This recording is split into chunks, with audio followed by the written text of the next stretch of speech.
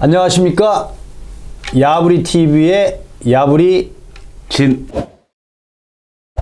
야부리 박입니다.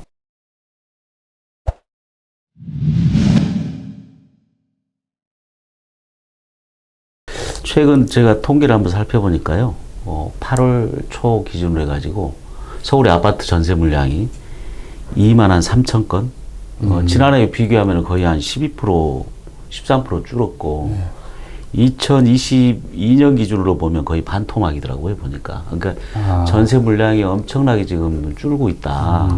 이런 걸 우리가 살펴볼 수 있고, 문제는 이제 왜 그럴까 하는, 뭐 좀 전에도 우리가 잠깐 얘기를 나눴습니다만은, 왜 이렇게 전세가 줄어들고 월세로 전환이 될까, 이걸 살펴보면 이제 첫 번째는 이제 금리가 상당히 좀 낮아지지 않습니까? 그렇죠. 예.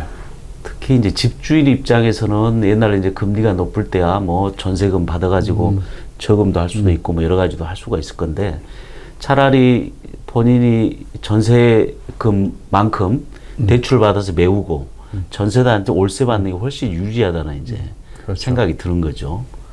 그리고 이 전세를 월세로 전환하는 율, 우리가 전세 월세 전환율이라고 그러는데, 최근 보니까 한 5%쯤 되는 것 같아요. 그러니까 만약에 1억을 5%로 따지면 1년 500만 원이잖아요. 그렇죠. 예. 500만 원을 매일 월세로 나누면 40만 원쯤 되거든요. 40만 원, 40. 예. 근데 이제 40만 원씩 이제 들어오는 효과가 있는 거잖아요. 근데 요즘 아시다시피 예금 금리가 2.6%, 거기다 이제 세금 떼면 한 2.34% 될 거예요. 네. 예. 그럼 1억 넣어보세요. 그거보다는 그거 얼마예요? 훨씬 200만 낫죠. 원, 250만 원. 그럼 그걸 월세로 전환하면 20만 원밖에 안, 딱 반타작도 안 되는 네, 그렇죠. 수치가 되다 보니까 주인 입장에서는 이제 월세를 선호를 하고, 또 문제는 요즘은 또 그 옛날에는 전세 대출이 굉장히 원활했었어요. 2억까지. 근데 그걸 정부에서 자꾸 지금 전세 대출을 하다 보니까 그게 전세의 상승 효과가 있다고 그래서 또 많은 또 문제점이 이야기가 돼서 그걸 또 자꾸 줄이겠다는 얘기를 하고 있지 않습니까? 네, 예. 그러다 보니까 이 세입자 입장에서는 전세금도 마련하기가 쉽지가 않고, 그러다 보니까 이제 전세의 월세 전환율이 굉장히 많아지고 있다, 이런 걸 알 수가 있고, 특히 지금 전세 물량뿐만 아니라 월세 물량도 지금 많이 줄어들었어요. 왜냐하면 주택 공급이 지금 굉장히 안 좋아지는 상황이지 않습니까? 그렇죠. 예. 그러다 보니까 이제 이 임대료가 올라가는데, 내가 예를 들어서 5억 살다가 5억에 전세로 살았는데 이제 이걸 임대료를 좀 올려야겠다. 그럼 5%좀 올릴 수 있지 않습니까? 그렇죠. 지금 예. 갱신하더라도. 예.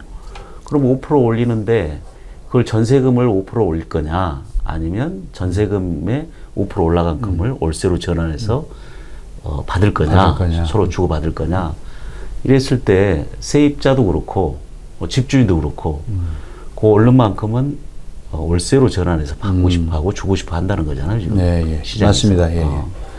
그러다 보니까 급속하게 지금 월세로 바뀌고 있다, 이런 걸 볼 수가 있을 것 같습니다. 그러면 이제 지방 시장은 이제 워낙 뭐 지금 주택 공급이 많아서 뭐 여러 가지 미분양 물건 많아가지고 이제 그 미분양 물건 해소하는 것 때문에 뭐 좀 제외하고, 그럼 서울시나 아니면 인근에 우리 이제 경기도 수도권에 이제 집중돼서 이제 뭐 아무래도 인구수도 많고 또 뭐 직주 근접에 따라서 또 이동도 많고, 근데 이제 이게 전세금이 올라가고 또 월세나 뭐 이런 비용들이 우리가 수입 대비 지출이 많아지면 결국은 이제 멀어지거나 뭐 이제 좀 뭐 맞는 가격을 찾아서 이제 가야 되잖아요.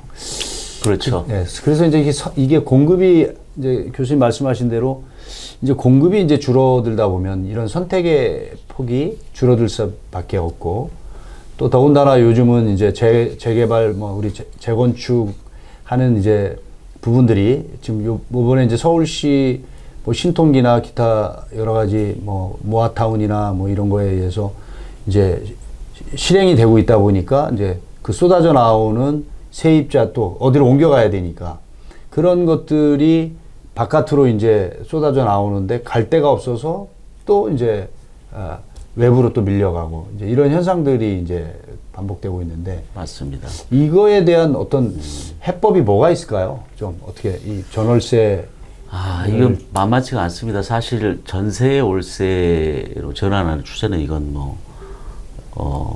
어차피 전세 제도가 우리나라밖에 없었으니까 월세로 전환될 수밖에 없는 트렌드는 어떤 그 흐름을 막을 수는 없을 것 같고요. 네. 그걸 우리가 이제 수용을 하고 적응해 가는 과정이 중요한데 문제는 전세가 월세로 전환이 되면 주거 비용이 굉장히 올라갈 수밖에 없다는 거죠. 아까 말씀드렸다시피 네. 은행권의 금리보다 한 거의 2배 정도 네. 바뀌면서 이렇게 전세가 월세로 바뀌어가잖아요. 그래서 집 없는 세입자들, 특히 서울 같은 경우는 10명 중에 6명이 거의 세입자인데 그 중에 이제 대부분 차지하는 게 서민들과 청년, 사회초년생들이지 않습니까? 그들의 그 주거 환경이 굉장히 불안해지고 주거 그 부담 비용이 굉장히 늘어날 수밖에 없는 이제 그러다 보면 방금 말씀하신 대로 서울에서 계속 외곽으로 갈 수밖에 없고 출퇴근 거리가 길어지고 그러면 결국 어떤 사회적인 경제적인 어떤 우리 국가의 생산성이 떨어질 수밖에 없는 거거든요. 또 국민 입장에서는 행복 지수가 낮아질 수밖에 없고 결국 이 문제를 해결하려면 근본적으로는 공급이 좀 지속적으로 돼야 되는데 문제는 지금 최근 올해까지는 괜찮은 것 같아요. 어느 정도 입주 물량이나 서울도 그렇고 수도권도 그렇고 내년부터 이제 급격하게 감소가 돼서 이게 입주 물량이 적어지면 어차피 시장이 전체 어떤 그 캐파 자체가 줄어드는 거잖아요.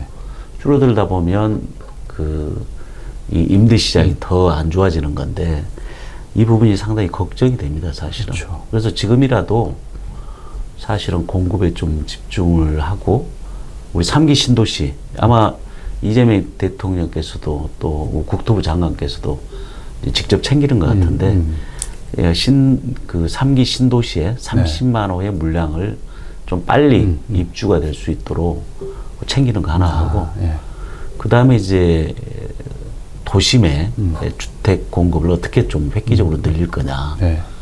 물론 시간은 많이 걸릴 겁니다만은 지금부터 충분히 준비하고 실행을 해놓으면 뭐 5년, 7년 뭐 이후에는 충분히 효과가 발휘할 수 있겠다 이런 생각이 듭니다. 3기 신도시 이제 이번